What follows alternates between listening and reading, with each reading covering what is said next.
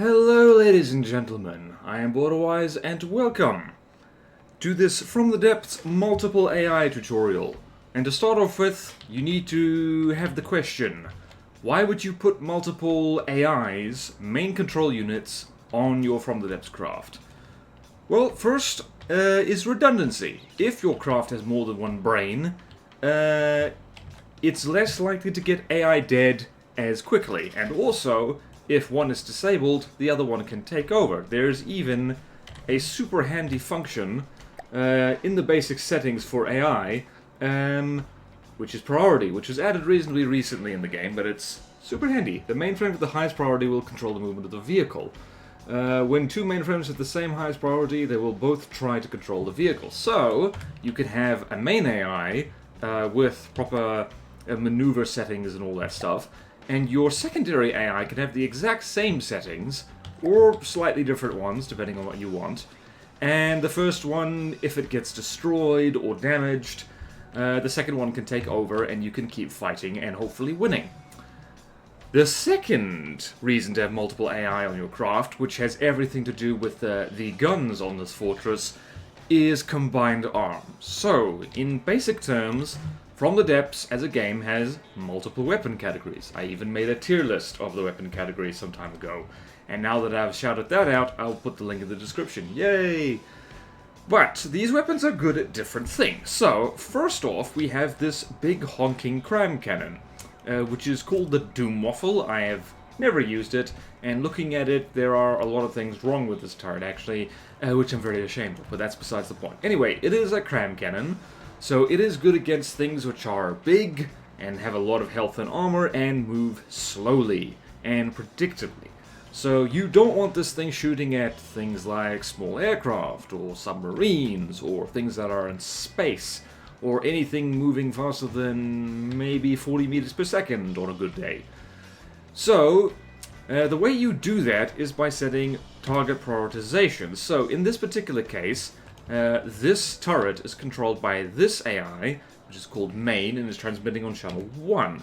Its target prioritization is set just to value per range, so set to -1, it'll try and prioritize things that are close. But it also has value per block, so that's set to 1, which means that this AI will prioritize shooting at things which are close, but also big, which is usually the best feature for things like cram cannons, because you want them to shoot at things which are big, but also close, so you can actually hit the things, because even big things can dodge these shells.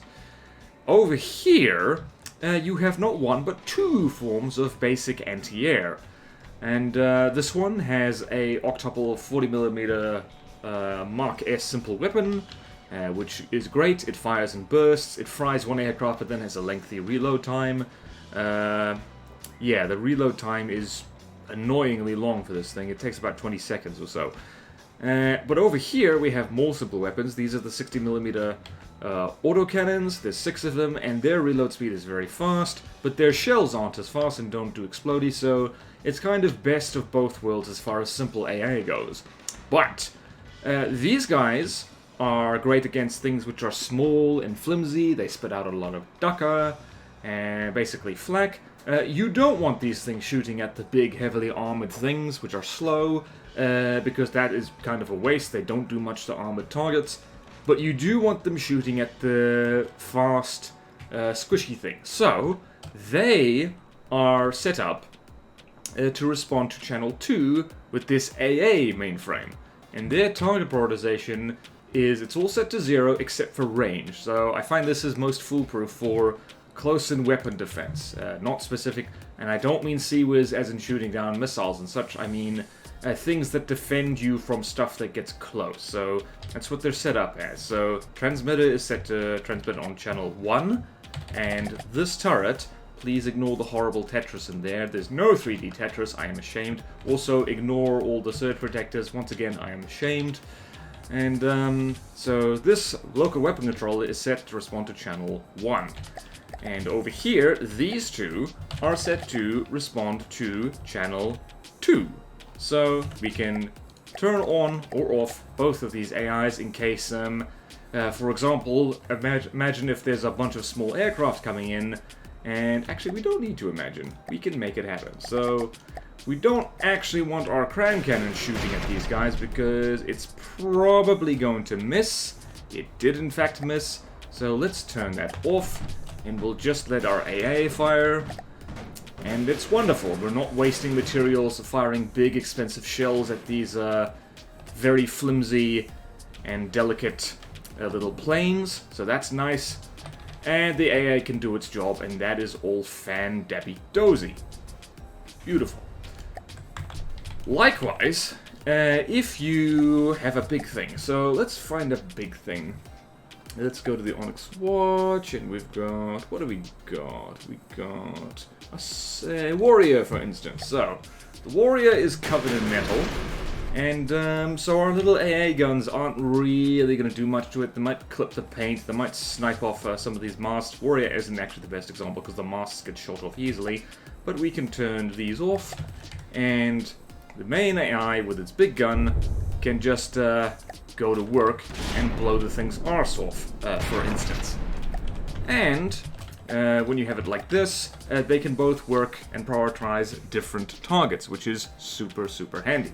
But before I spawn in my favorite thing to show that, I just want to mention quickly that you can set up the AI to have different detection settings as well. So, detection from the depths is a bit of a pain in the butt, unless you ignore it, in which case it gets a lot easier. So, if you hit Q on any detector... Ooh, I don't have enough processing power. This is no good. Excuse me for a second. There we go. Beautiful.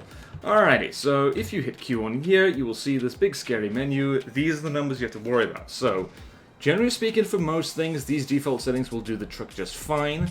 And especially for our AA, this will also do just fine generally. The fact that they both have two different kinds of projectile, one of them faster than the other, means this is generally not worth messing with. But main, with things that have slower shells, the main frame that controls those weapons, you can set them a little bit higher, because these averaging times help slower shells, or things flinging slower shells, predict the target a little bit more reliably.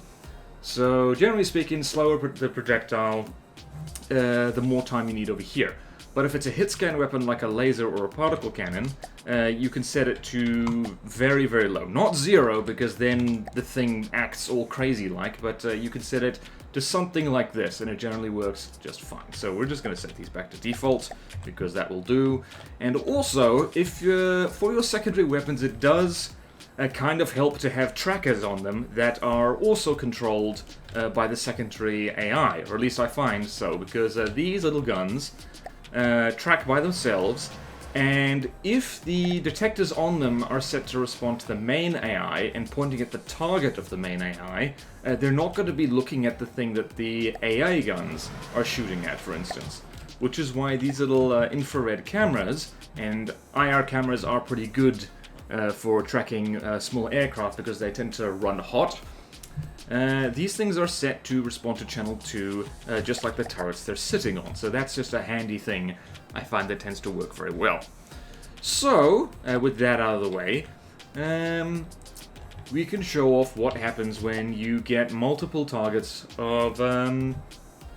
you can show off what happens when you get multiple things showing up that each AI prioritizes, and the other one prioritizes something different. So, the two best craft, or like good craft in general, to test this kind of setup with, like you have a main gun and you have close-in weapon defense or anti-air, is the Tortuga and the Barracuda. I can't remember where the Barracuda is.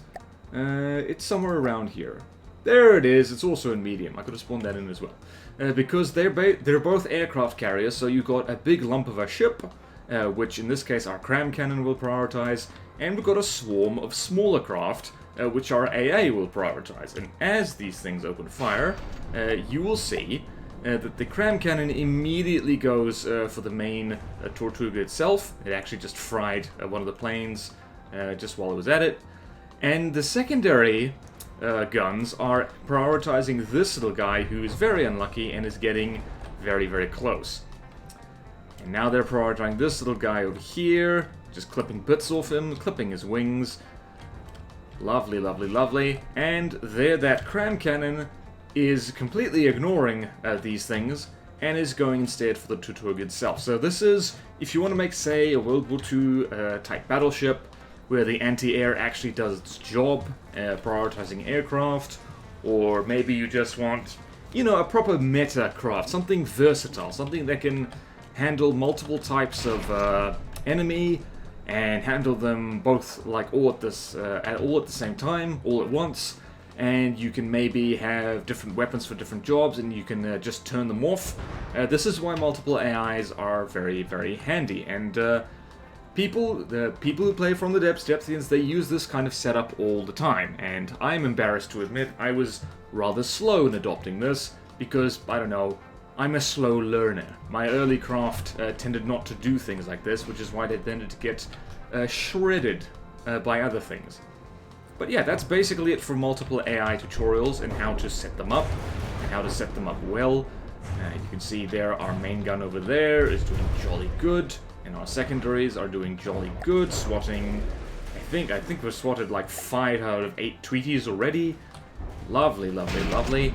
And this big fat cram cannon is going off, living its best life until its best death, in causing the Tortuga's best death, which is fantastic. Kablammy! Perfect. So, that's basically it for multiple AIs. I do highly recommend having setups like this on any form of larger craft you have, really. Like, there's very little reason not to. Mainframes are expensive, you do need extra space in your craft, but it is totally freaking worth it. And especially if you want to mix, say, any kind of projectile weapon with energy weapons, having different AI set up to calculate detection averages differently will just generally save you a big fat headache. So it's a good habit to get into.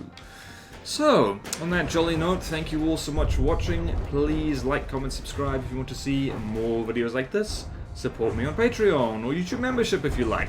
It really helps. And there's fun perks in it for you. Thank you to all my current supporters, and I will see you next time in From the Depths. Farewell.